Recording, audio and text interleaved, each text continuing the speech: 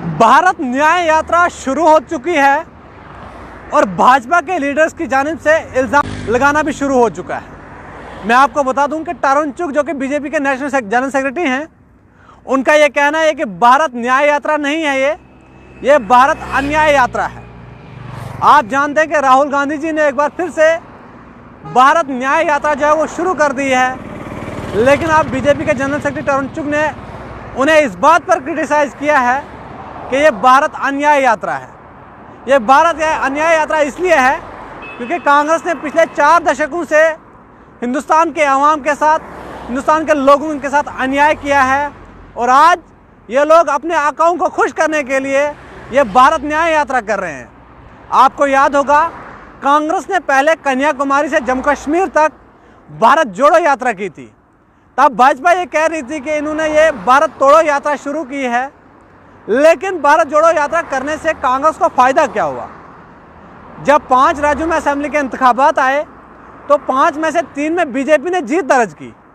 तो आप समझ सकते हैं कि भारत जोड़ो यात्रा से कितना फ़ायदा जो है कांग्रेस को हुआ या फिर कितना फ़ायदा जो है भाजपा को हुआ।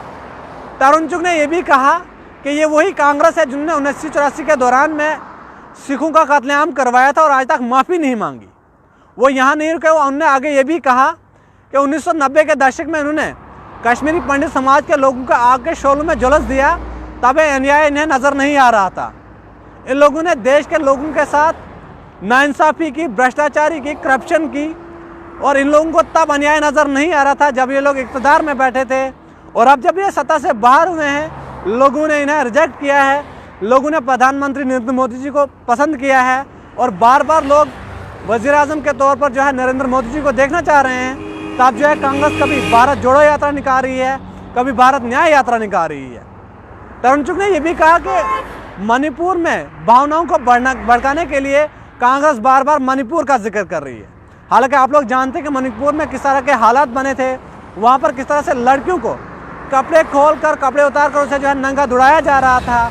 तब जो है भाजपा के मुंह पर जो है पट्टियाँ लगी हुई थी, भाजपा का कोई लीडर नहीं बोल रहा था। लेकिन एक बार फिर से तरुण चुग ने यह कहा है कि कांग्रेस को लोगों ने रिजेक्ट किया है। 2024 के लोकसभा इंतखाबात में भी एक बार फिर से बीजेपी पूर्ण बहुमत से सरकार बनाएगी और एक बार फिर से वज़ीर आज़म हिंद नरेंद्र मोदी जी जो है देश के प्रधानमंत्री बनेंगे। तरुण चुग ने यह भी कहा कि एक देश का बेटा, देश के वीर गति का बेटा नरेंद्र मोदी अगर देश के विकास के लिए काम कर रहा है तो कांग्रेस उसे गालियाँ दे रही है। कांग्रेस के लीडर उन्हें जो है बार बार गालियाँ देती है। ये बड़ा ही दुर्भाग्यपूर्ण है।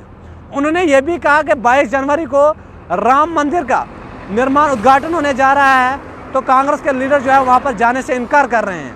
उन्होंने ये भी कहा कि कांग्रेस ने पिछले कई सालों से राम मंदिर को बनाने में रुकावट पैदा की थी, लेकिन आज जब राम मंदिर बनने में कुछ देर नहीं बाकी रह गए हैं, मतलब उसका उद्घाटन होने में कुछ दिन बाकी रह गए हैं, तो कांग्रेस के लीडर वहाँ जाने से जो है इनकार कर रहे हैं और उस पर भी सियासत कर रहे हैं। ये बिल्कुल भी नहीं होना चाहिए। ये कांग्रेस के लीडर्स का दुर्भाग्यपूर्ण है कि वो लोग जो है वहाँ पर नहीं जा पा रहे हैं या फिर वो जो है इस बात को क्रिटिसाइज़ कर रहे हैं। बीजेपी की लीडर्स का ये भी कहना है कि जिनको राम मंदिर का पता नहीं है, बगैर राम मंदिर बनने का पता नहीं है, वो लोग जो है इस देश की भलाई के लिए क्या कुछ काम करेंगे। बहरहाल भारत न्याय यात्रा शुरू हो चुकी है और आपको बता दें कि भारत न्याय यात्रा के बाद अब फिर 2024 के लोकसभा इंतखाबात भी आने वाले हैं। असेंबली इंतखाबात में भारत जोड़ो यात्रा से कांग्रेस को कितना फ़ायदा हो वो भी आपने देख लिया। अब भारत न्याय यात्रा से कांग्रेस को कितना फ़ायदा होगा 2024 के लोकसभा इंतखाबात में, वो भी आने वाले वक्त में पता चलेगा। लेकिन अब देखना ये ज़रूर होगा कि तरुण चुग के इस बयान पर कांग्रेस के किसी भी पार्लियामेंट मेंबर या किसी भी लीडर्स का क्या कुछ रद्द-ए-अमल आता है। जो भी कुछ रद्द-ए-अमल आएगा वो हम तक पहुँचाने की ज़रूर कोशिश करेंगे। बड़ी अपडेट थी जो आप तक पहुँचाना बहुत ज़रूरी था। बहरहाल आप लोगों की क्या कुछ राय है, आप लोग अपनी राय कमेंट सेक्शन में ज़रूर दीजिए।